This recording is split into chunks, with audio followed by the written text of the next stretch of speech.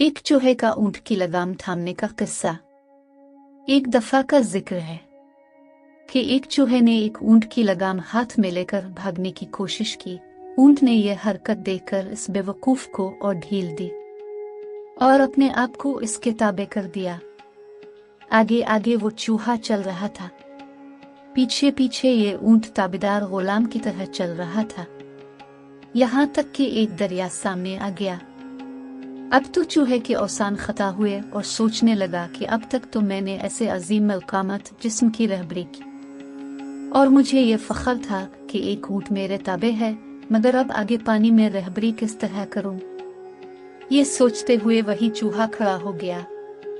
ऊंट ने इसकी मसनूई तारीफ करते हुए कहा, ए मेरे पहाड़ और जंगल के साथ ही ये राखना कैसा और ये हैरानी क्यों? दरिया के अंदर मर्दाना कदम रख दे।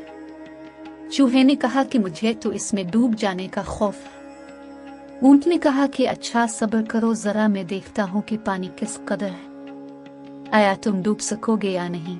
चुनांचे ऊंट ने एक कदम दरआ में रखकर कहा, अरे चूहे, ओरे मेरे शो रहबर, सिर्फ घुटने तक पानी है, यहाँ तक तो रहबरी कीजिए।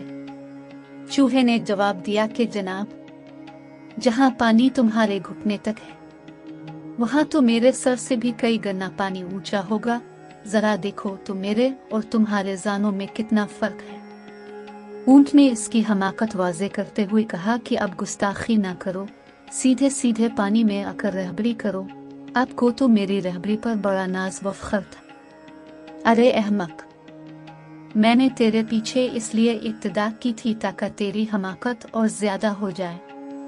चूहे ने माजरत खाहाना अंदाज में कहा कि पानी में उतरना तो मेरी हलाकत है, मेरी तौबा है, आप मुआफ कर दीजिए।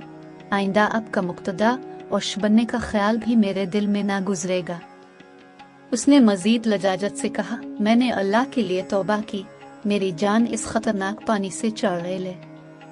ऊंट को चूहे की तौबा और नदामत पर रहम आया और उसने कहा कि चुल्लू अच्छा मेरी कोहान पर बैठ जा और देखो तेरे जैसे 100 और चूहे भी मेरी पीठ पर बैठकर ऐसे पानी से बहिफाजत गुजर सकते हैं। ऊंट ने इसे समझाते हुए कहा कि अगर तुझको खुदा ने सुल्तान और बादशाह नहीं बनाया तो रियाया बनकर रह, और जब तुम्हें मिला नहीं आती तो कुश्ती मत चला। अगर तू पत्थर की तरह बेहिस है, यानी खशियत और खौफ आखिरत से महरूम है, तो जा किसी अहल दिल अल्लाह वाले से ताल्लुक कायम कर, इसकी सोहबत से तो मोती बन जाएगा। मौलाना रूमी रहमत अलैहि इस वाक़या के बाद नसीहत फरमाते हैं कि अल्लाह वाले अपने बातिन में बड़ी दौलत रखते हैं, उनके सामने 7 बड़े आज़मों की सल्तनत भी हेज है, क्योंकि पूरी कायनात के खालिक से इनके दिल का राब्ता कायम हो चुका होता है। लिहाजा उन्हें हकीर मत समझो और अपने रोज़ो शब को उनके रोज़ो शब पर क़ियास मत करो, और इस चूहे की मानंद अपने दुनियावी ठाट बाटे आलमी व मलजा से धोखा ना खाओ।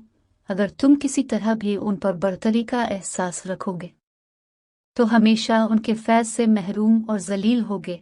बिलाखिर इनाओं की पीठ पर बैठकर ही अल्लाह का रास्ता तय करना पड़ेगा और उसी चूहे की तरह तौबा करनी होगी।